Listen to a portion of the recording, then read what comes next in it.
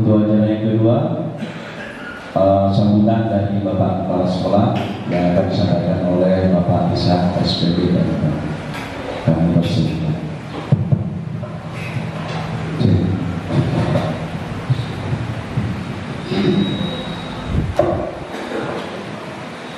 Assalamualaikum.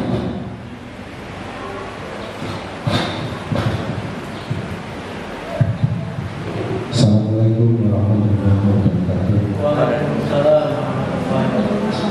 Bismillahirrahmanirrahim. Alhamdulillahirabbil alamin. Wassalatu wassalamu ala sayyidil mursalin sayyidina Muhammadin wa alihi wa sahbihi ajmain. Rabbi shrah li sadri wa yassir li amri wahlul 'uqdatam min lisani yafqahu qawli. Yang saya hormati Bapak Abu selaku wakil kurikulum, yang saya hormati Bapak Ibu wali kelas, yang juga saya hormati Bapak Ali selaku Kapolri JKP. Alhamdulillah, alhamdulillah, sampai pagi ini kita masih diberi nikmat sehat, nikmat sempat, nikmat Islam dan iman, sehingga Bapak Ibu berkumpul di ruangan ini dalam rangka disimulasi atau sosialisasi budaya positif sekolah. Ini program dari calon guru penggerak atau TGP yang dalam hal ini dimotori oleh Pak Agung dan Pak Ayulani sebagai guru penggerak. Lalu yang kedua, salawat serta salam mari tetap kita curah limpahkan kepada baginda Rasulullah Muhammad SAW. Bapak Ibu yang saya hormati, terima kasih telah hadir di tempat ini. Seiring dengan pemberlakuan kurikulum merdeka sebagai jawaban terhadap dampak pandemi COVID-19, saat itu pula pemerintah melalui Kementerian Pendidikan itu mulai menerapkan program guru penggerak. Oleh karena itu, kalau sekolahnya di SMA dikenal dengan sekolah penggerak, lalu di SMK sebutannya sekolah pusat keunggulan. Oleh karena itu, Kementerian Pendidikan itu menerapkan sekaligus menawarkan bagi setiap guru untuk mendaftarkan diri sebagai guru penggerak.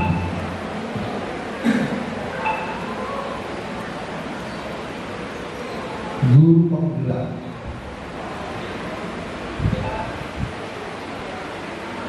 ini ada beberapa syarat yang harus dipenuhi oleh calon guru, mulai dari syarat-syarat administrasi termasuk rekomendasi kepala sekolah, ada pelatihannya, ada Zoom meeting dan lain sebagainya. saya sudah merekomendasikan beberapa guru setelah Pak Agung dan Pak Agung yang akan mendaftarkan diri sebagai CGP, calon guru penggerak. Cuma ya, kepada calon guru penggerak yang mau daftar itu sudah paham betul nggak kompetensi apa yang harus dimiliki oleh calon guru penggerak. Kalau kompetensi gurunya yang 4 itu misalnya sudah harus melekat kompetensi pedagogik, profesional, sosial, dan kepribadian. Ini harus melekat pedagogik, profesional, kepribadian, dan sosial. 2 yang saya sebutkan tadi di bagian belakang, sosial dan kepribadian, ini tidak mudah.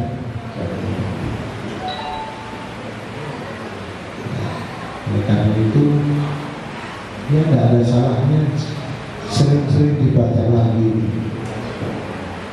4 kompetensi yang harus dimiliki oleh seorang pendidik. Kalau kepala sekolah nomor 1, kompetensi kewirausahaan.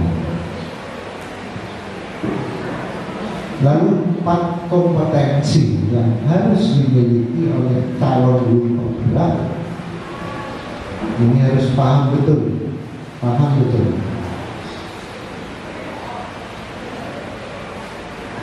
Yang pertama adalah kompetensinya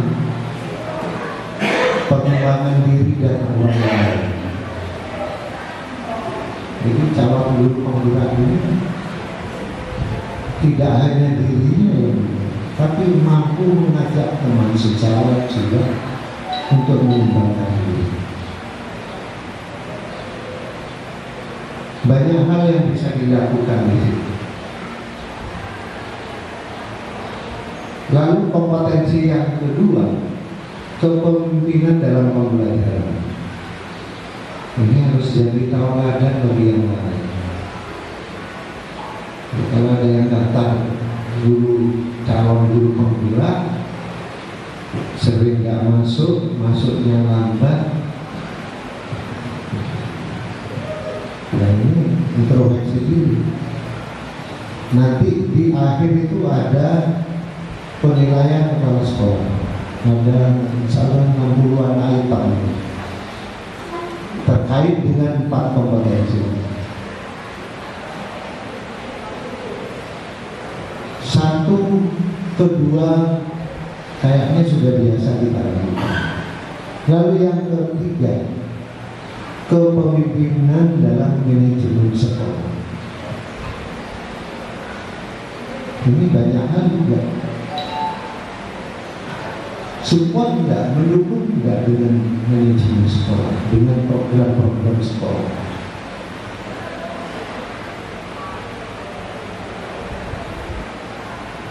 Misalnya, contoh, kita program ada kunjungan industri. Guru penggerak ini harus support. Apa? Kegiatan-kegiatan di sekolah. Nah, kalau tidak seperti itu, saya harapkan bagi yang mau daftar,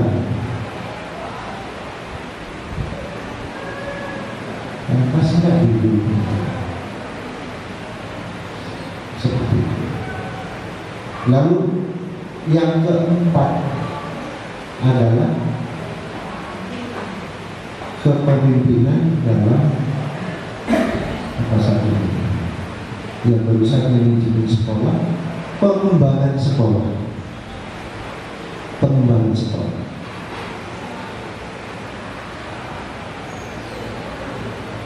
Kalau suatu saat misalnya ada kegiatan di sekolah, ada rencana sekolah untuk mengembangkan sekolah ini, termasuk kegiatannya yang dimuara oleh siswa misalnya. Masalah akan diperbaiki biar bagus.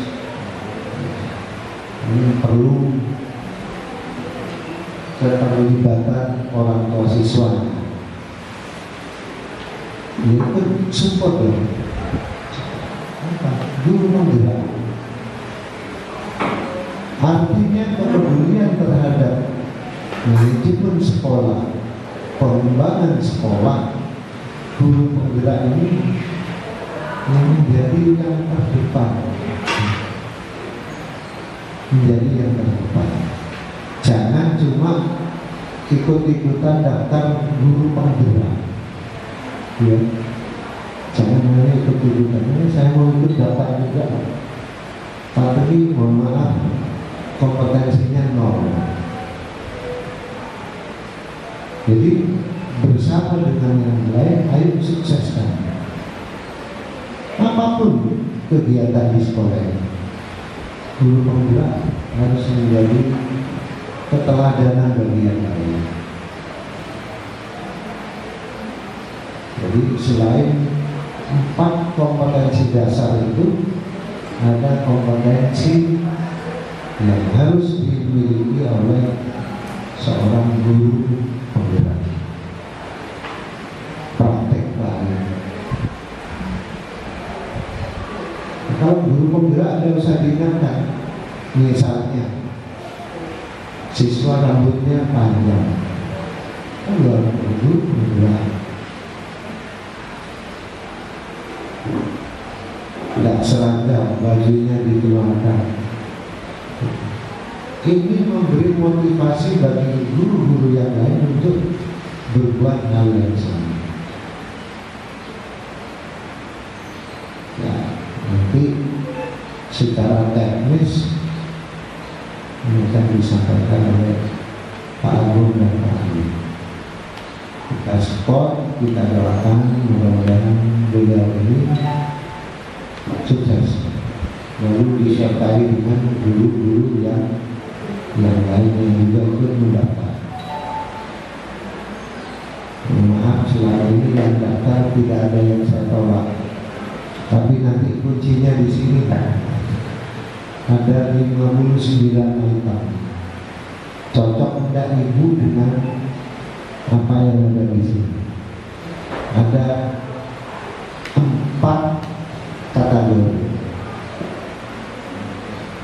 Kolom yang pertama belum dilakukan, sudah dilakukan terdaftar, dilakukan dan ada tidak lanjut.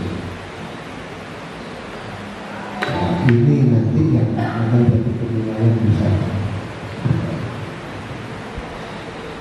Oleh karena itu, baik, saya sering mengingatkan pekerjaan kita ini, profesi kita ini dengan tulus dan ikhlas. Karena dengan cara seperti itu kita enak kerja. Serahkan semua kepada Allah. Ini barangkali yang bisa saya sampaikan kepada Bapak Ibu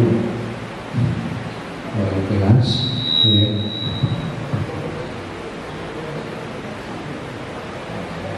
Terakhir, saya berharap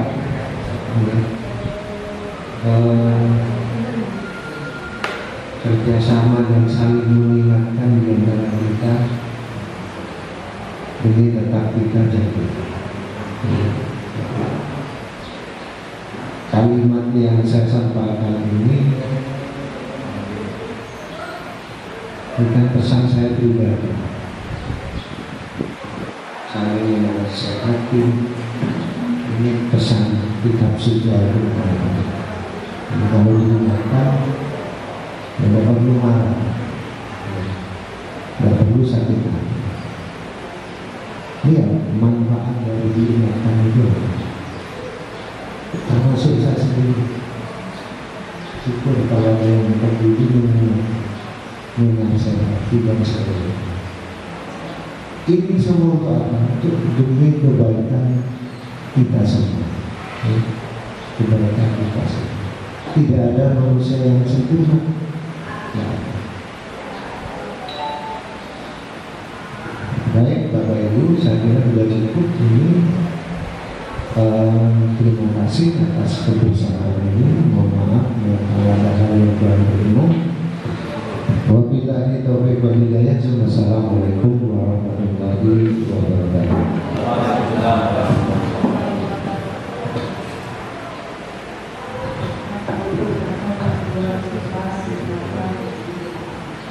Untuk acara selanjutnya, pemaparan tentang destinasi budaya positif sekolah yang akan disampaikan oleh Bapak Agung Setiawan.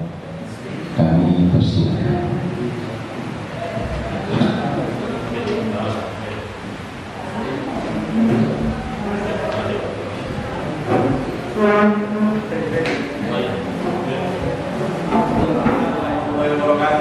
Bismillahirrahmanirrahim. Alhamdulillah wabarakatuh. Yang saya hormati, pertama-tama syukur kepada Allah SWT sehingga pada pagi biasa hari ini Bapak Ibu bisa menghadiri undangan kami terkait aksi nyata maupun tempat, yaitu menunjukkan budaya positif di sekolah. Terus yang kedua adalah ucapan terima kasih pada sekolah sudah memberikan waktu pada kami sehingga kegiatan ini bisa terlaksana. Insya Allah akan kita butuhkan untuk sementara ke depan. Bapak Ibu, mohon izin saya menyampaikan beberapa materi. Yang pertama adalah selamat datang saya ucapkan pada guru-guru hebat. Ini saya katakan demikian. Jadi memang kegiatan hari ini kita banyak hal. Hari ini ada beberapa kegiatan, insya Allah ada 3 kegiatan untuk hari ini sehingga Bapak Ibu masih menyempatkan datang ke sini. Ya. Jadi kalau nggak hebat nggak mungkin bisa hadir untuk hari ini.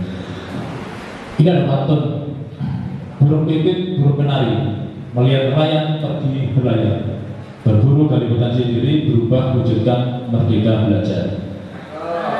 Ini KM Bapak Ibu. Jadi KM Generasi Guru Merdeka ini memang nanti menjadi materi yang pertama. Kuliah awan dibus berharap turunkan hujan menghias cakrawala. Kuatkan tekad bersama guru-guru hebat, wujudkan profil pelajar Pancasila. Jangan-jangan pasar baru, jangan lupa beli parut. Kemana-mana ingat kamu, tapi saya mau kamu cemberut. Enggak ya, enggak itu ya. Nah, jadi untuk hari ini saya ingin semuanya semangat. Kita ada mungkin sharing nanti ya. Jadi tidak hanya dari kami, mohon izin, mungkin sedikit kami beritahu dulu. Tetapi ini kami hanya mengingatkan dan mengajak sharing panjenengan semua. Ada yang bertanya Pak? Satu lagi, ada mungkin mau berikan pantun. Satu lagi saja. Tanaman ikan sepat, ikan betik, lebih cepat, lebih baik. Bapak Ibu, untuk hari ini adalah konsep utama modul budaya positif. Ada 7. Ada 7 kegiatan. Yang pertama adalah perubahan paradigma belajar. Kita ada perpindahan, kita sudah melaksanakan 2 periode 2 tahun ini untuk terkait dengan IKM. Cuma ada perubahan di situ dari kurikulum ke-13 ke IKM. Jadi nanti kita akan bahas 1 itu paradigma belajar. Yang 2 adalah disiplin positif dan nilai-nilai kebajikan universal. Nah, ketika adalah teori motivasi hukuman dan penghargaan, ini yang mungkin penting juga. Jadi kalau saya lihat di depan tadi ada siswa yang dukung, ya kita akan bedakan antara hukuman, konsekuensi, atau mungkin penghargaan itu apa. Kita akan sampaikan demikian. Terus yang keempat, keyakinan kelas. Ya. ini yang kenapa saya undang hari ini adalah para kelas. Ini adalah tujuan kami adalah itu. Jadi salah satunya adalah Bapak Ibu nantinya akan menggiring anak-anak didik kita di kelas masing-masing untuk membuat keyakinan kelas secara bersama, minimal antara wali kelas dan murid yang ada di situ. Yang keempat, yang kelima adalah kebutuhan dasar manusia. Ada berapa dari teori yang dibahas? Nanti kita akan bahas apa sih sebenarnya kebutuhan dasar manusia itu. Ya. Terus yang keenam, restitusi 5 posisi kontrol.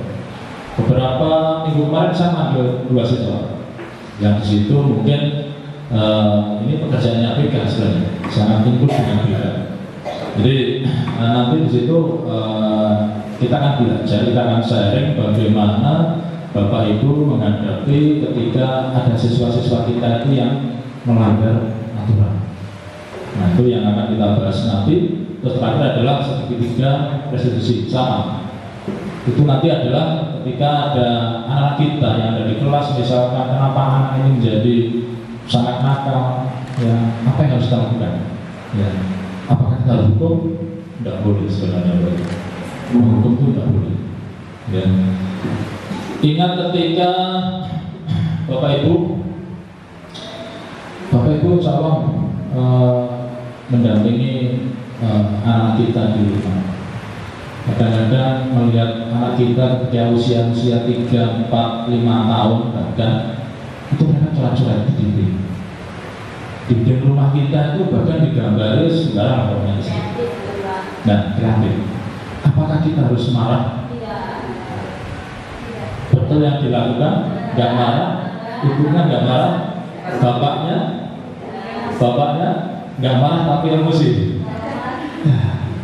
Ada teori menyatakan nggak boleh begitu, ya. Dan itu suatu saat akan ingat seumur hidup. Ketika anak sudah mulai mengingat usia 5-6 tahun sesuatu yang terjadi, dia akan ingat seumur hidupnya. Misalkan manusia ingatannya luar biasa, ya. Kalau saya ceritakan, saya kelas 4 SD itu pernah ulangan IPS itu dapat 100. Sehingga itu ketika guru saya menyampaikan, "Go, kamu dapat 100, satu-satunya dapat 100." Dia memberi penghargaan kepada saya untuk disampaikan di depan kelas itu, dan itu membuat saya terpacu untuk senang IPS. Ya, memacu untuk senang IPS sehingga membuat saya saat itu prestasinya meningkat dan sering untuk mewakili sekolah untuk lomba-lomba kegiatan dalam bidang studi yang lainnya juga. Tetapi itu menjadi kebalikannya ketika saya SMP kelas 1. Ada guru sejarah. Ketika istirahat, saya masih di dalam di kursi kayak gitu, dan ternyata gurunya mau rendang saya. Salah saya apa mau direndang? Padahal SMA kelas 1 sampai sekarang sudah berapa tahun, berapa puluh tahun. Jadi ingatan manusia itu sangat baik. Sehingga ketika saya mau ditendang dimarahin. Setelah itu saya nggak suka pelajaran IPS. Ya, ini nggak tahu itu. Nah, ternyata dapat tes ya orang IPS. Bapak Ibu, yang pertama adalah perubahan paradigma belajar. Pemahaman filosofi diajar di Wantoro. Yang pertama itu sebenarnya harusnya adalah menuntun Bapak Ibu. Jadi kami ini mengharap Bapak Ibu itu bisa menuntun siswa, mengarahkan siswa, tidak boleh memaksakan kehendak, karena siswa itu punya potensi diri masing-masing yang harus dikembangkan. Ya, kita nggak bisa memaksa. Jadi yang pertama adalah menuntun. Yang kedua adalah berpusat pada peserta didik. Guru beri kepentingan penuh bagi peserta didik sesuai programnya. Ingat di playgroup itu kalau ditanya putra putri Bapak itu diajari apa di playgroup? Menyanyi, berhitung, kalisto? Nggak boleh berhitung seharusnya. Kalisto itu nggak boleh. Bermain.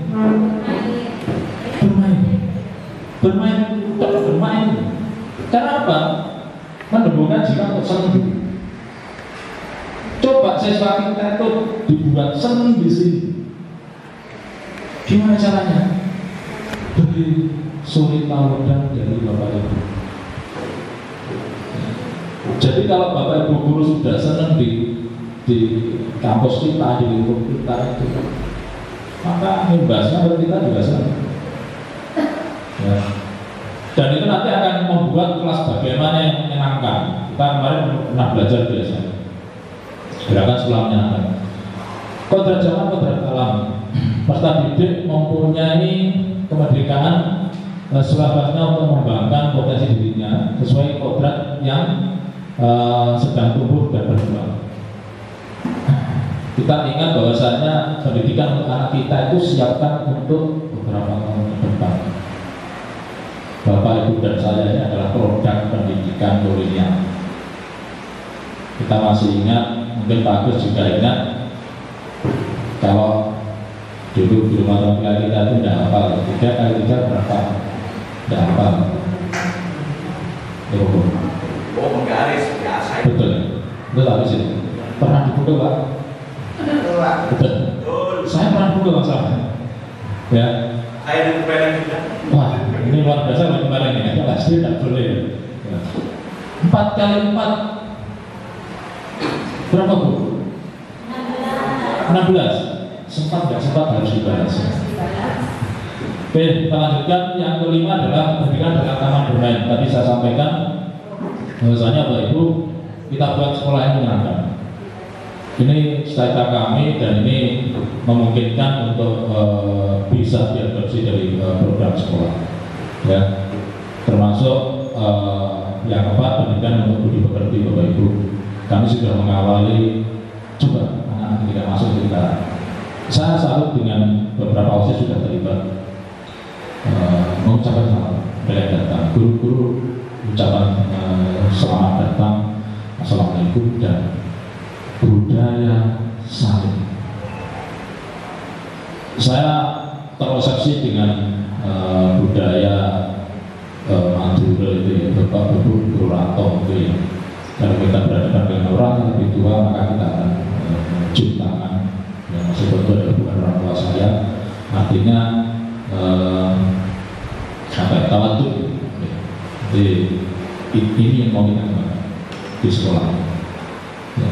Jadi jangan sampai budaya yang luar biasa Madura itu bisa sampai hilang dengan perkembangan zaman. Ada permainan Bapak Ibu? Ada permainan. Ya. Jadi ada permainan kegiatan cobalah buka. Ini yang ini.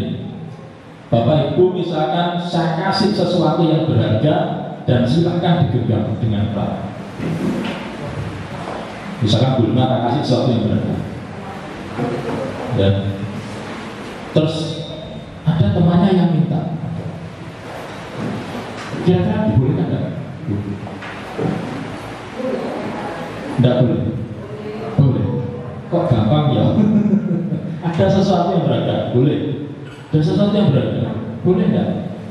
Suaminya yang minta, dirayu, digelitik, boleh enggak? Boleh. Nah, boleh. Dikasih sesuatu, digenggam dengan erat, ya.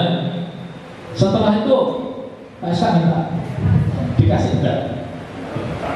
Dikasih enggak? Enggak boleh.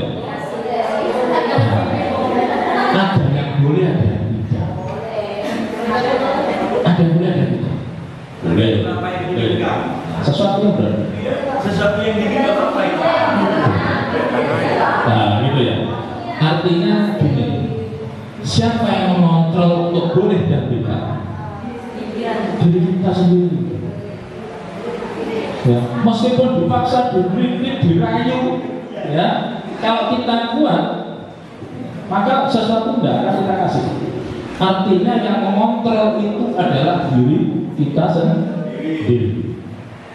Nih, dalam kegiatan ini sesungguhnya siapa yang pegang kendali atau kontrol untuk membuka, menutup perlahan tangan, diri kita sendiri.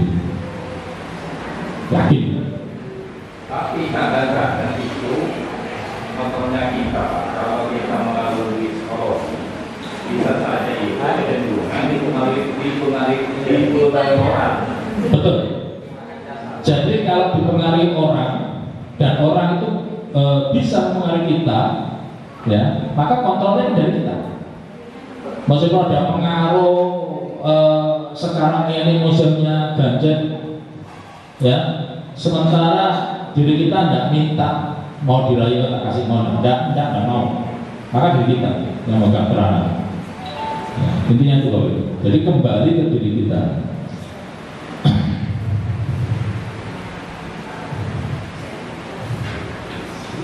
Jadi ada ilmuwan Dr. William Glasser, ilusi guru mengontrol murid. Ya, ilusi bahwa semua penguatan positif, efektif dan bermanfaat dengan masukkan aturan gini, tidak boleh pakai helm masuk, tidak boleh pakai seragam jaket, harus dilepas, tidak boleh parkir di luar. Selama kontrolnya dari murid itu dia tidak buka, maka jangka panjang tentu tidak akan berhasil. 2 minggu saya dengan Pak Agus keliling di luar, ya, selesai, tidak ada siswa yang parkir di luar. Coba hari ini kita lihat, apakah ada? Kemarin saya lihat masih ada dan saya foto. Ya. Kembali ke kepala tangan kita. Kalau dirinya dia tidak mau diberi masukan, maka selamanya dia akan seperti itu. Seminggu, 2 minggu beres, 3 minggu berikutnya, minggu yang ketiga, kembali lagi dia parkir di luar. Ilusi bahwa kritik dan membuat orang merasa bersalah dapat menguatkan karakter. Ilusi itu benar. Karakter itu sesuatu yang bisa tumbuh dari diri kita. Tingkah laku kita yang sehari-hari itu kebiasaan menjadi sebuah karakter. Makanya karakter ini adalah sesuatu yang prosesnya panjang. Ilusi bahwa orang dewasa memiliki hak untuk memaksa ini. Ya, kadang-kadang kita juga sebagai orang tua juga, oh, kamu nggak boleh gini, nggak boleh gini, nggak boleh gini. Akhirnya apa? Karena kita produk dulu itu seperti itu, nggak boleh ini, nggak boleh ini, nggak boleh ini. Artinya anak kita nggak ada yang mau bersuara. Saya syukur baru minggu kemarin itu 2 anak kita yang mau ikut lomba dan membanggakan sekolah. Itu baru dikasih. Coba yang lain dengan masuk di kelas yang lain. Ini ada lomba ini. Siapa? Benar. Tidak ada yang seperti itu. Karena produk-produknya kita jangan sampai kita tularkan kepada anak kita terus ya. Kita tuh kalau disuruh maju, mikir, was-was, ya, was-was. Ini yang produk-produk lama yang harusnya di-cut sejauh ini. Mana kata disiplin Bapak Ibu? Tata tertib, teratur dan kepatuhan pada peraturan. Ini kata disiplin sering dihubungkan dengan hukuman. Jadi sering dihubungkan dengan hukuman, Bapak Ibu. Nanti ada hukuman, ada konsekuensi, ya, ada penghargaan, ada restitusi, macam-macam itu. Disiplin yang dimaksud adalah disiplin diri yang memiliki motivasi internal. Ini yang dilakukan. Siswa tidak akan parkir di luar selama dia ada motivasi dari dalam.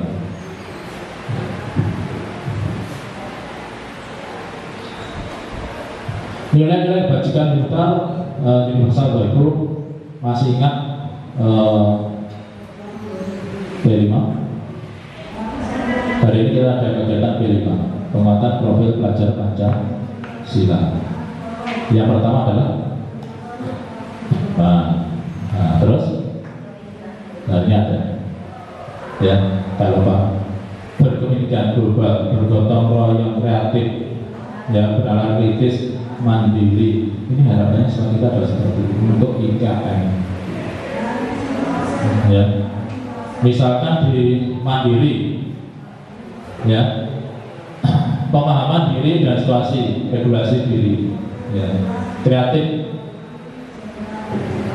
Jadi misalkan di apa itu, ya kreatif, dia bisa bernalar kritis, itu harapan kita siswa kita. Kita juga punya mimpi Bapak Ibu 5-10 tahun yang akan datang itu siswa kita tentu dengan juga punya cita-cita. Ini terkait dengan kebajikan universal. Di standar Bimbingan Nasional mengatakan bahwa dalam rangka menciptakan lingkungan yang positif, maka setiap warga sekolah dan memangku kepentingan perlu saling mendukung, menghayati, dan menerapkan nilai-nilai bajingan yang telah disepakati bersama. Jadi kalau misalkan jenengan nanti juga ada keyakinan di kelas bahwasanya ketika siswa itu berhadapan dengan guru, maka usahakan misalkan kesepakatannya keyakinan adalah mengucapkan salam. Ya. Kami kebetulan sudah membentuk keyakinan kelas di kelas 10 listrik 1. Ya. Sekarang kalau setiap hari Selasa dan Kamis pembelajaran di bengkel, tanpa saya suruh Bapak Ibu siswa itu semuanya menyapu ruangan. Semua bengkel itu disapu. Saya nggak akan nyuruh. Pulangnya nanti juga gitu. Mereka akan menyapu ruangan sehingga begitu masuk kelas itu adalah bersih, ditinggalkan juga bersih. Saya nggak nyuruh. Coba tanyakan di kelas 10 dari saya. Begitu masuk, kuncinya dibuka, mereka semua ambil sapu. Saya nggak nyuruh. Mereka sudah paham sendiri karena sadar bahwasanya ketika ruangan kita itu bersih, kita ini. Ini harapannya dengan nanti tularkan kepada kelasnya.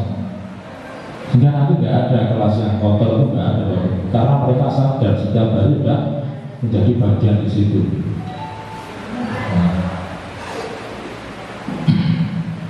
Teori motivasi, hukuman, dan penghargaan. 3 motivasi perilaku manusia. Jadi menurut Dian Dosen itu ada 3 perilaku manusia. 1, kecenderungan untuk menghindari tidak nyaman atau hukuman. Nah, kira-kira Bapak Ibu ketika ada satu siswa yang sering terlambat terus menghapuskan itu kira-kira nyaman dan siswanya? Iki kiri terus nyaman ya? Nyaman kan? Nyaman BTS? Tidak nyaman? Ya. Suatu saat murid kita perilakunya beda-beda Bapak Ibu. Ya. Kalau misalkan kita marah terus, kita kasih sanksi terus, suatu saat mungkin dia akan balas. Mobil dicoret. Ya. Kalau sekian mobil di sana itu pasti nering-nering karena itu untuk mungkin bersolek juga. Saya sering itu lihat. Ya. Yang kedua, kecenderungan untuk mendapatkan imbalan atau penghargaan dari orang lain. Bu Yuli masuk ruangan ini kira-kira dipaksa enggak? Tidak dipaksa. Ya. Takutnya dipaksa. Ya. Saya paksa. Tapi anu Pak, ada kalanya teori dan itu kadang-kadang memang perlu ada gerakan atau dipaksa. Kalau dipaksa baru sadar. Sama dengan siswa kita Pak, suruh Mas, seandainya dibiarkan siswa itu mungkin istilahnya kalau dulunya itu enteng mereka, tetapi ketika dipaksa harus masuk ke ini, mereka belum sadar, tetapi dengan sendirinya berproses tetap sana. Makanya sama saya Pak, saya terpaksa di sini, tapi ketika di sini ya sadar Pak. Artinya pribadi yang terbuka Pak Mustafa ya. Jadi yang jelas Bapak Ibu, makanya saya katakan Bapak Ibu itu luar biasa kita mau berubah menjadi pribadi yang terbuka. Awalnya dipaksa, ternyata setelah dari sini ya ternyata berbeda juga, ada materi yang perlu kita pelajari juga. Bapak Ibu sama dengan kita ketika jadi CGP waktu. Ya, hampir tiap malam saya mulai ngajar jam 12, setengah 1 dan sebagainya. Terpaksa pertama. Tapi begitu lihat materinya luar biasa, Mama luar biasa. Monggo bareng-bareng setelah mungkin dengan kami ada generasi-generasi yang lain yang sudah harus mendaftar dan mau tidak ada istilah terkotak-kotak PNS dan tidak, semuanya boleh mendaftar. Luar biasa, bagus. Yang ketiga adalah motivasi untuk menjadi orang yang mereka inginkan dan menghargai diri sendiri dengan nilai-nilai yang mereka percaya. Ya, ini tiga motivasi perilaku manusia. Ini terkait dengan teori motivasi human dan penghargaan. Ada kasus Iva kurang menguasai pelajaran matematika sehingga pada saat pelajaran tersebut berlangsung dia lebih banyak berdiam diri atau menggambar di buku pelajarannya. Ya, saya nggak tahu Pak Hendri ini termasuk juga enggak ya suka matematika atau tidak dulunya. Ya. Pada saat guru matematikanya Pak Seno menanyakan pertanyaan Iva menanyakan pertanyaan dan Iva menjadi gugup. Dia sudah nggak senang matematika, tahu dia asik sendiri sama Pak Seno, ditegur dikasih pertanyaan. Dia menjadi gugup dan tidak sengaja menjatuhkan tasnya dari kursi serta tiba-tiba menjadi gagap pada saat berupaya menjawab. Ya, seluruh kelas pun tertawa melihat perilaku Iva yang bicara tergagap dan terkejut tersebut. Pak Seno pada saat itu membiarkan teman-teman Iva. Ya, ini bagian ya. Jadi Pak Seno membiarkan teman-teman Iva menertawakan Iva yang tergagap dan malu luar biasa. Dan malah minta Iva untuk maju ke depan dan berdiri di depan kelas sambil menunjuk ibunya. Karena tidak bisa menjawab pertanyaan Pak Seno. Kelas makin gaduh dan anak-anak pun tertawa melihat Iva di depan kelas memegang ujung hidungnya. Pertanyaannya, yang dilakukan Pak Seno itu benar atau salah? Ada alasannya tuh. Kenapa kok salah? Tapi itu kayaknya Pak Agung bukan Pak Seno. Ya nggak apa-apa.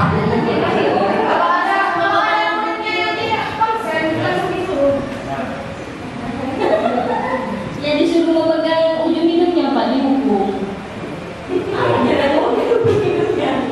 Oke, jadi mana Pak Anang mungkin boleh nggak? Ditanya dulu.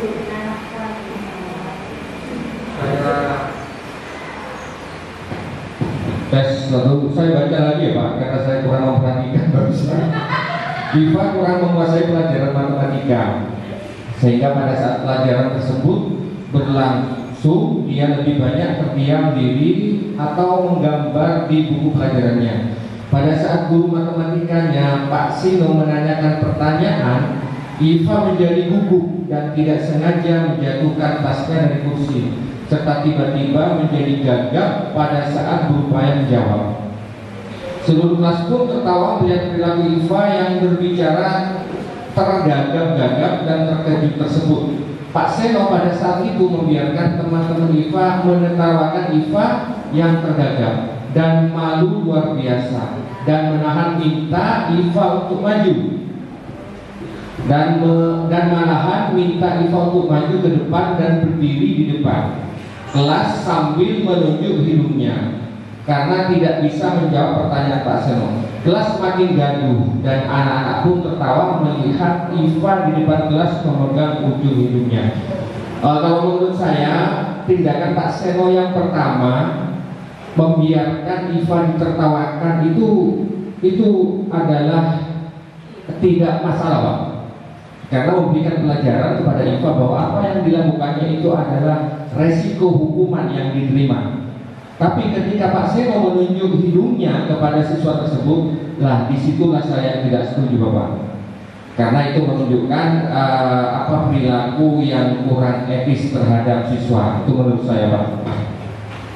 Oke, terima kasih Pak Anang. luar biasa.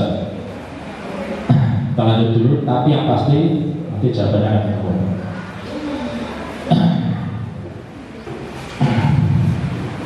Di kelas tadi kita melihat sebenarnya makanya di KM itu kita harus ada tes awal diagnostik. Dan tes awal diagnostik, makanya sekarang muncul ada kegiatan Bu Tias, bahwasanya ternyata setiap individu itu beda. Ya. Saya yakin setiap individu itu mempunyai potensi masing-masing. Dan dengan punya anak dua misalkan, A dan B, A dan B itu beda orang. Intelijensi, keterampilan, skill, kemampuan, kecerdasan beda, nggak bisa disamakan orang. Ya. Setiap individu lahir punya kompetensi masing-masing, nggak bisa disamakan. Ya. Kita lanjut dulu, antara itu sendiri. Teori motivasi hukuman dan penghargaan ada dua arah. Tetapi kalau menghukum itu hanya satu arah, hanya dari guru ke siswa, dan sifatnya adalah tiba-tiba. Sedangkan restitusi adalah proses kolaborasi antara guru dan siswa. Ya. Siswa melakukan kesalahan, misalkan dia datang terlambat, harusnya tidak boleh dihukum, harus dicari dulu permasalahan. Kenapa kita berikan terlambat? Ya. Bisa dicari dulu solusi, ditanya dulu. Kalau langsung dihukum, padahal mereka mau makan dia menyampaikan alasannya, kita yang salah. Ya. Makanya restitusi ini merupakan hal yang bijak. Mereka ditanya alasannya apa kenapa. Untung kamu masih masuk sekolah, meskipun terlambat, misalkan 1-2 jam. Sudah ketemu alasannya, gimana solusinya? Misalkan dia tiap malam minggu, tiap malam Senin, tiap malam dia jaga malam ibunya sampai malam. Ya. Kecuali kalau dia tiap malam tidurnya malam karena sesuatu hal, misalkan dia ikut kegiatan yang negatif. Ya. Rata-rata anak kita terlambat itu karena mereka bangun kesiangan. Nah, itu seperti itu.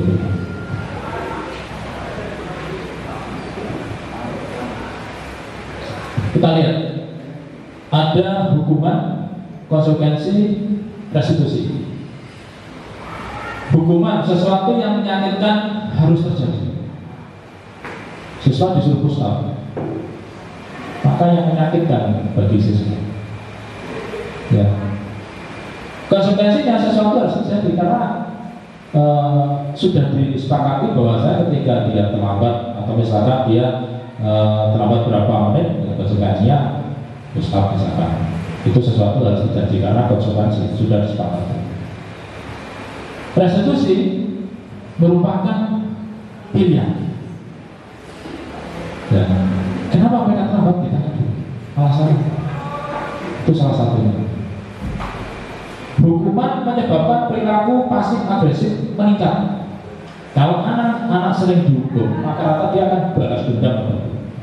Jangka pendek dia selesai 2, 3, bahkan berapa bulan dia akan dendam dengan guru yang sering memberikan hukuman. Sehingga bagi mereka guru-guru yang tatepsi di kesiswaan, biasanya guru-guru yang tidak disukai oleh siswa karena sering menghukum. Ya. Penguatan hanya bertahan dalam jangka waktu pendek. Konsekuensi karena sudah jelas tahu hukumannya seperti ini, sanksinya seperti ini, maka hanya jangka pendek aja dia selesai. Restitusi masalah terpecahkan. Itu beberapa hal yang mungkin bisa dijadikan contoh. Termasuk negatifnya adalah model paksaan. Hukuman itu bukan dipaksa. Ya. Terus netral, stimulus respon untuk konsekuensi, dan positifnya adalah teori kontrol untuk restitusi. Sehingga ada kesimpulan ya, tadi hukuman sifatnya tiba-tiba, bersifat satu arah dari guru ke murid. Konsekuensi sudah melalui suatu kesepakatan, sedangkan restitusi itu adalah dari anak, jadi kolaborasi guru dan anak dipanggil kenapa demikian, ya, mereka didorong untuk bisa menyelesaikan masalahnya sendiri. Itu untuk restitusi Bapak Ibu.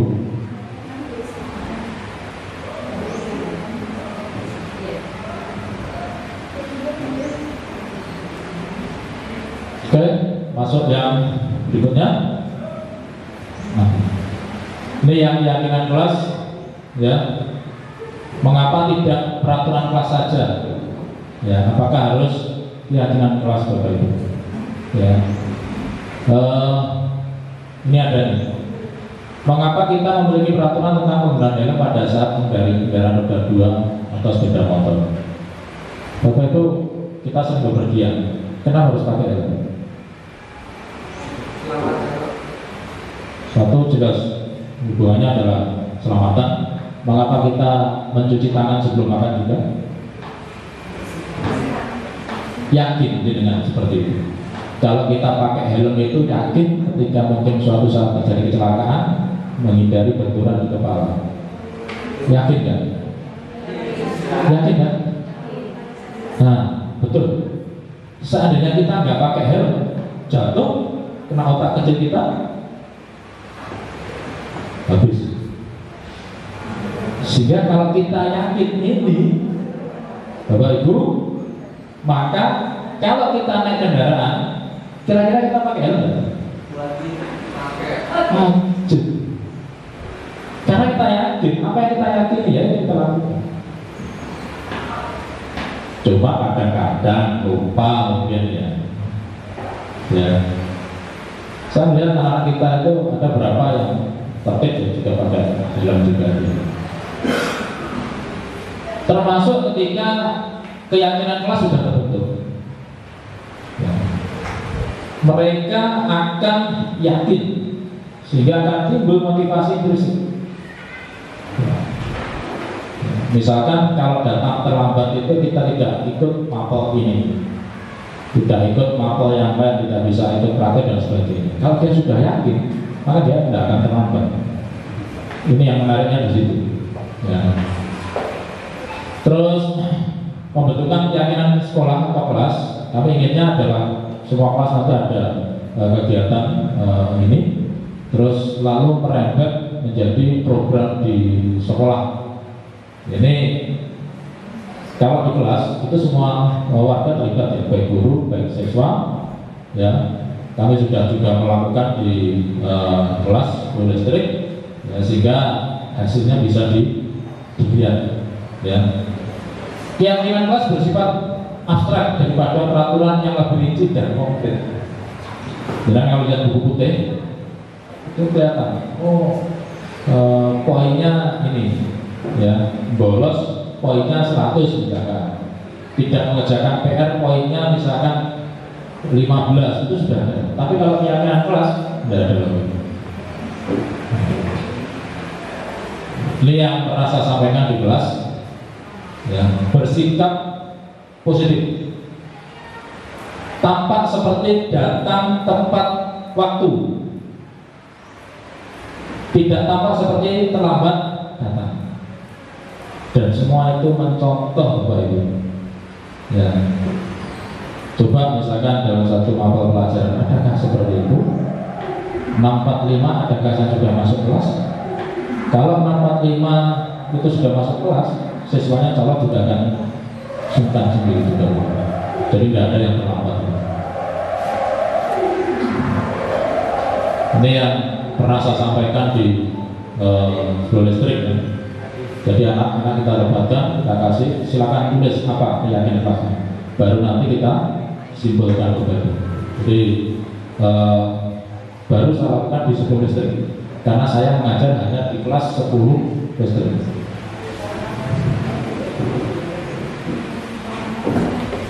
Nah, lanjut.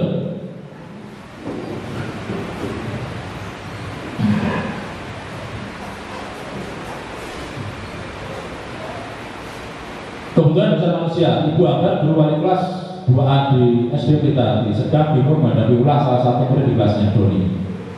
Beberapa anak di kelas 2A telah datang padanya dan mengeluhkan Doni yang sering kali meminta bekal makan siang mereka dengan paksa. Jika Anda menghadapi situasi seperti Ibu Ambar, apa yang Anda lakukan? Menurut Anda, kira-kira apa alasan Doni melakukan hal itu? Kebutuhan dasar manusia itu ada beberapa hal.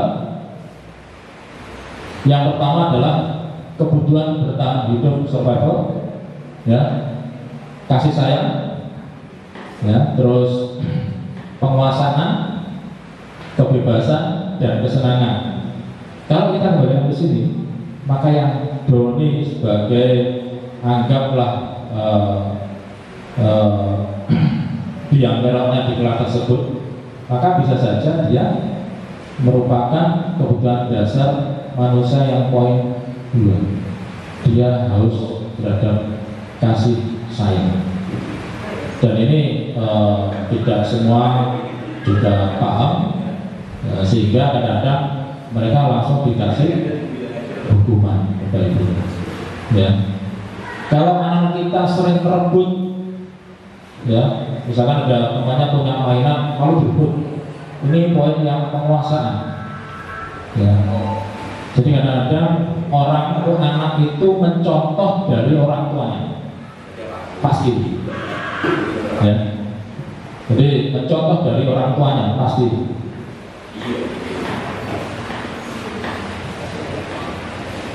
Berikutnya adalah ini yang hampir selesai Bapak Ibu, kembali lagi restitusi 5 posisi kontrol.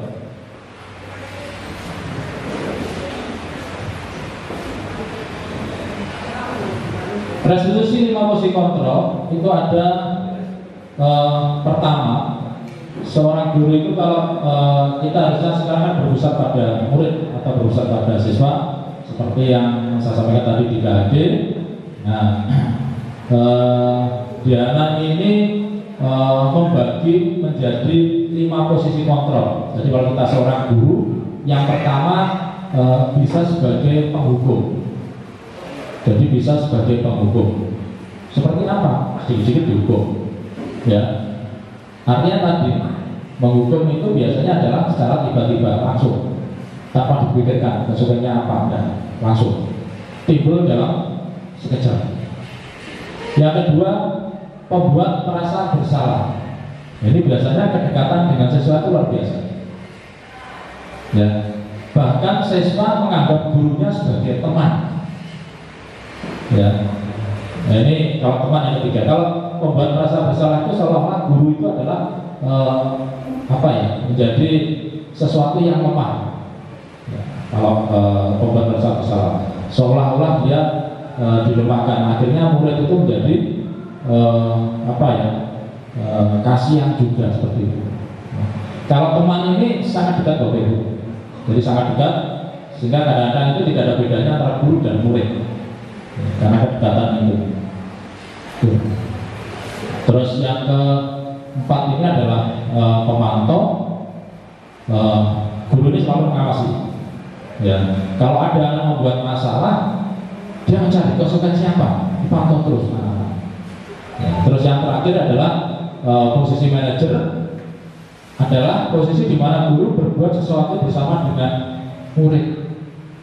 Jadi kalau manajer ini dia juga sebagai pemantau, ya, di posisi teman maupun pemantau. Jadi dengan murid ya, dia pernah juga dia posisi seperti teman, ya, juga memiliki keterampilan sebagai pemantau. Artinya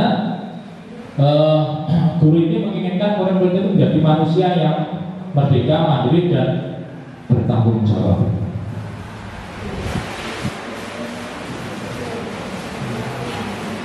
Ini contoh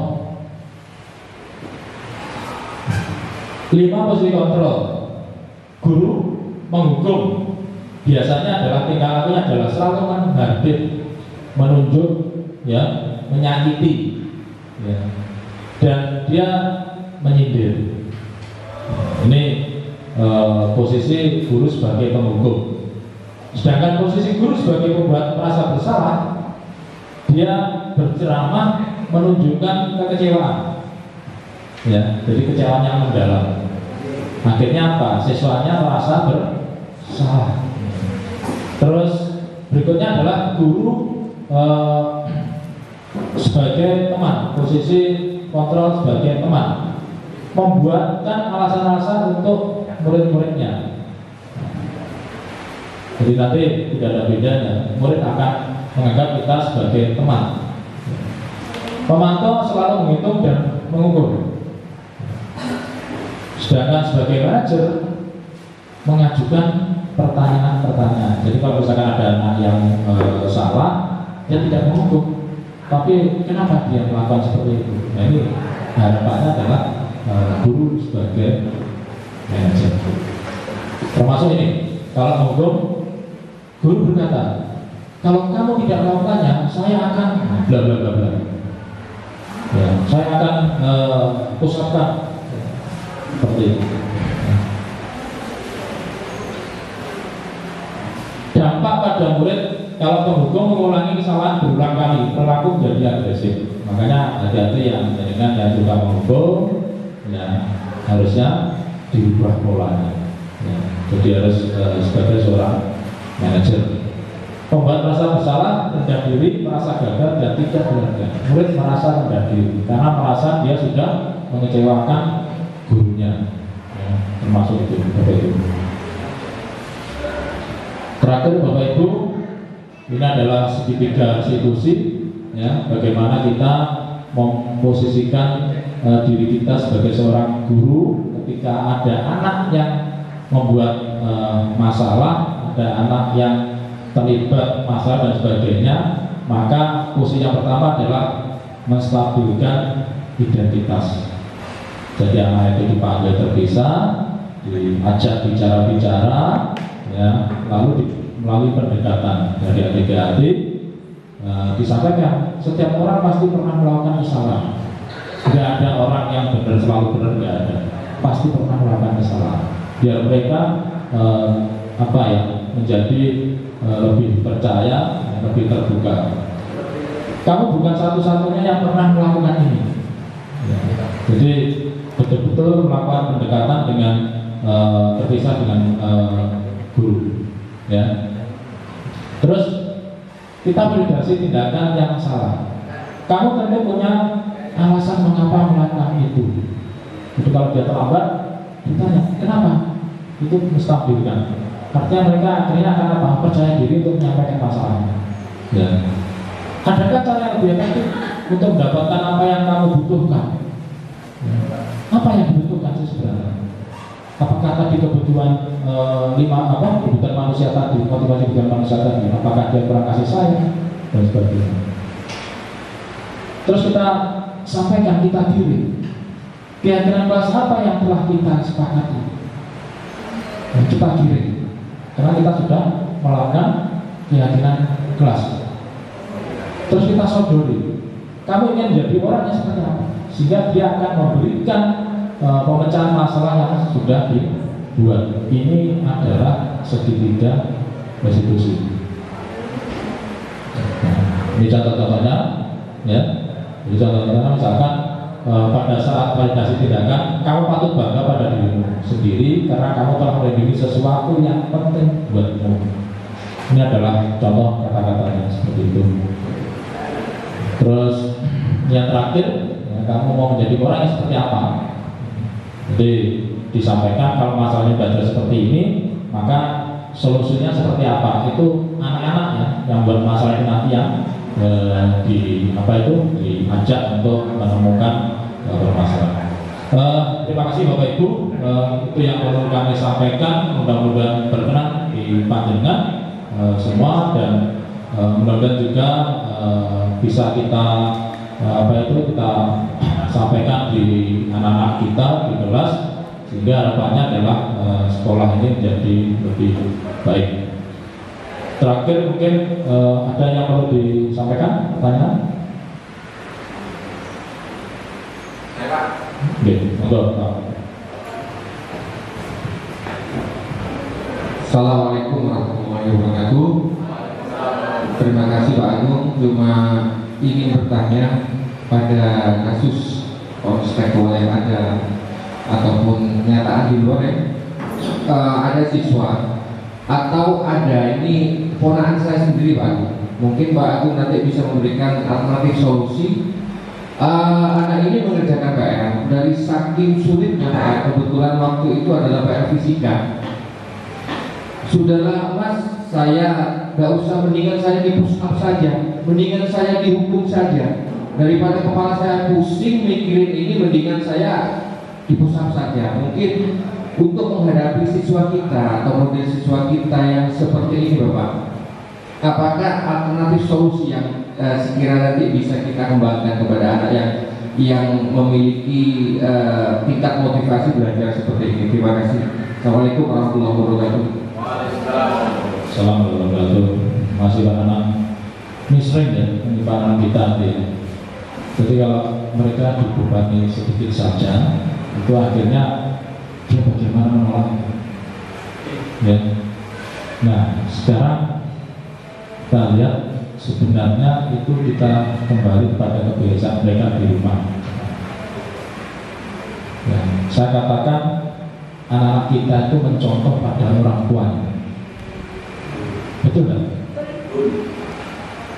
Ada anak yang tidak pernah sholat. Karena apa? Orang tuanya yang nggak sholat dan dibiarkan. Ya. Ada anak-anak yang nggak mau belajar. Karena apa? Kebiasaannya memang tidak belajar. Ya. Tetapi ada orang tua yang sangat peduli, bahkan televisi itu nggak pernah disekat.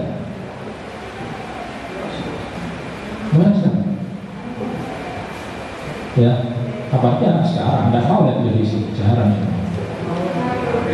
Ya, HP pun dibatasi. Ya, jadi kita kembalikan kebiasaannya di rumah seperti apa? Perlu ditanya, didekati. Ya. Karena anak seperti itu biasanya dia tidak menyelesaikan masalah, tetapi menangguhkan masalah atau nambah masalah. Jadi ini harus kerjasama Bapak, anak, guru, wali kelas, peranan kita juga penting, dan orang tua. Jadi solusinya ini harus ada koordinasi juga dengan orang tua. Mudah-mudahan orang tuanya peduli. Ya. Sumenep ini orangnya hebat-hebat. Anak kita yang Sumenep ini mereka prestasi, juara lomba, lari ke Pamekasan. Akhirnya apa? Dia mewakili Kabupaten Pamekasan itu. Ada juara nasional lari ke Pamekasan. 2 orang. Ya. Orang Sumenep itu luar biasa hebat. Betul, hebat-hebat. Jadi ya tergantung kita saja. Bahwa kita saling koordinasi, pertama adalah ya, pemecahan masalah-masalah seperti ini, ya betul kepentingan kita luar biasa. Terima kasih Pak Anak. Itu ya. Ada lebih? Satu kali aja. Pak, nanti. Semoga.